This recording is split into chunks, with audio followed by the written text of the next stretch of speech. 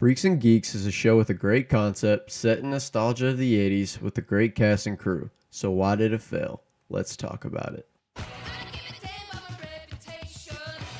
Freaks and Geeks stars Linda Cardellini, whom you might know from her show Dead to Me, or her roles in No Good Deed, Daddy's Home, or if you're in your early 20s you might know her as Velma in the Scooby-Doo movies. She also voiced Wendy in Gravity Falls. John Francis Daly, who hasn't acted in a ton of films, is most notably being Waiting with Ryan Reynolds, or his role as Sweets in Bones, but he has been very active in the film world as he has co-directed a ton of movies, including Horrible Bosses 1 and 2, Game Night, Vacation, the new Dungeons & Dragons movie, and even helped co-write the story for Spider-Man Homecoming. We all know James Franco, as he ended up being one of the bigger stars from the show, appearing in many films such as Sam Raimi's Spider-Man, The Disaster Artist, This Is the End, Pineapple Express, 127 Hours, and many more.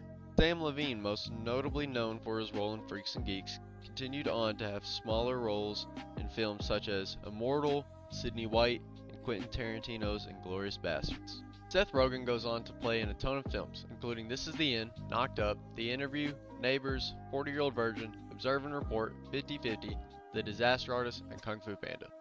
Half of those movies being co-stars with James Franco, whom we met on the set of Freaks and Geeks. He also went on to write and act in Superbad, a movie about his own high school experiences. Jason Segel went on to have a successful career in acting, including playing on How I Met Your Mother, which was one of the longest running sitcoms of all time. He also wrote and acted in Forgetting Sarah Marshall and The Muppets. Segel also voices Vector in Despicable Me and has his own current show with Harrison Ford called Shrinking on Apple TV.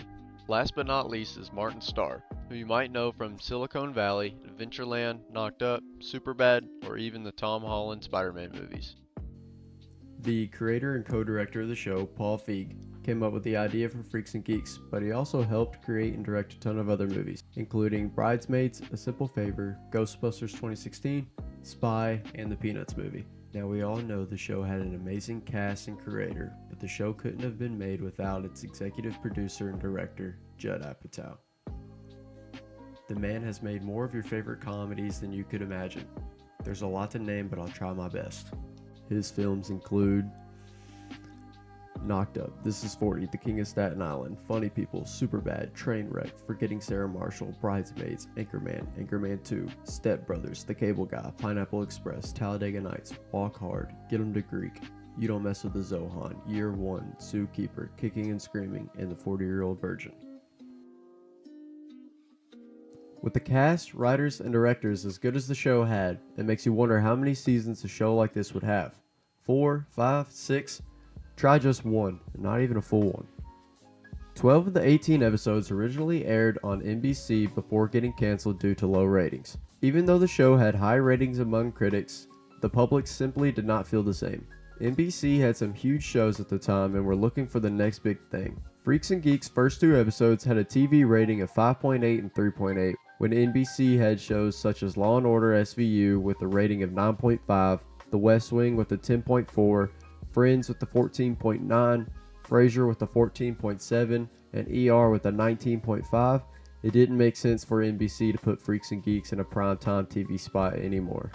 And when you get moved to daytime or late night television, it's essentially the death of your show, and Judd Apatow knew what was coming. He knew that even though the show had been critically acclaimed, it didn't matter if the ratings were not up, which led him to speeding up the film process for the remainder of the episodes and even filming the final episode before filming the last 6. Judd wanted Paul Feig to get his chance to direct an episode, but also knew the show was coming to an end, so he proposed that they write the last episode of the season and film it to give the show a worthy ending if it were not to be renewed for a second season. When Judd figured out that the show was for sure canceled, it worried him.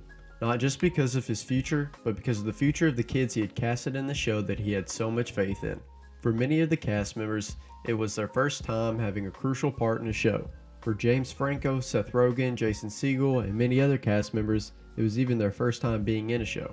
Seth Rogen had even dropped out of high school and moved from Canada to California just to be a part of Freaks and Geeks. Judd knew that he wanted to help the cast as much as possible, so anytime he could cast them, he did. That's why you see so much crossover in their careers, as they all grew up together and love working with each other. So why did Freaks and Geeks fail? To put it simply, it was ahead of its time. 25 years after the show ended, it's now a cult classic, having 100% on Rotten Tomatoes, an audience score of 96, making tons of top 100 shows of all time lists. People finally see the true beauty of Freaks and Geeks. Thank you for watching. This is the first full length video I've ever made, so I hope you all like it. Tell me what movies, shows, actors, or directors you want me to make a video on next. Also, I stream on Twitch, playing all sorts of games. Come check it out. We can talk about movies, shows, whatever you want. Thanks for watching. Also, if you haven't, check out Freaks and Geeks.